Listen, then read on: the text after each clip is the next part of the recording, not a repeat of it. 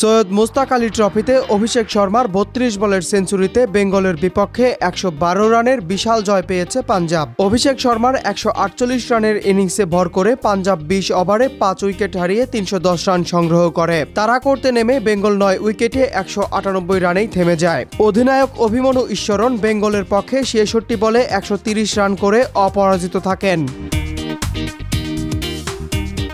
মাত্র ১২ বলে ৫০ রান করে সাবেক ক্রিকেটার যুবরাজ সিং এর রেকর্ড ছুঁয়েছেন অভিষেক শর্মা, যা স্বীকৃত টি-20তে তৃতীয় দ্রুততম।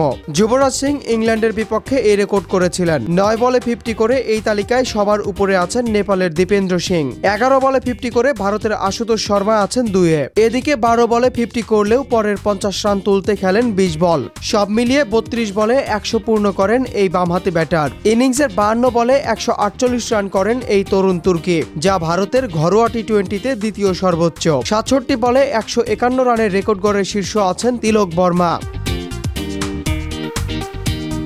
অন্যদিকে তিলককে ছাড়াতে না পারলেও নিজের ২০২৪ সালের ৩৮ ইনিংসে ৮৭ ছক্কাকে ছাড়িয়ে গেছেন ৩৩ ইনিংসে ৯১টি ছক্কা মেরে। ক্যারিয়ারে গত বছর মেঘালয়ের বিপক্ষে ২৮ বলে সেঞ্চুরি করে ভারতের ঘরোয়া টি-20তে যৌথভাবে দ্রুততম সেঞ্চুরির রেকর্ড গড়েন এই পাঞ্জাব ব্যাটার। অভিষেক শর্মার এই ইনিংস শুধু ব্যক্তিগত রেকর্ড নয়, এটি ঘরোয়া টি-20তে ব্যাটিং স্টাইল এবং ছক্কার নতুন মাত্রায় স্থাপনের প্রতীক। তার পারফরম্যান্স ভারতের ঘরোয়া ক্রিকেটে নতুন দিগন্ত উন্মোচন করেছে।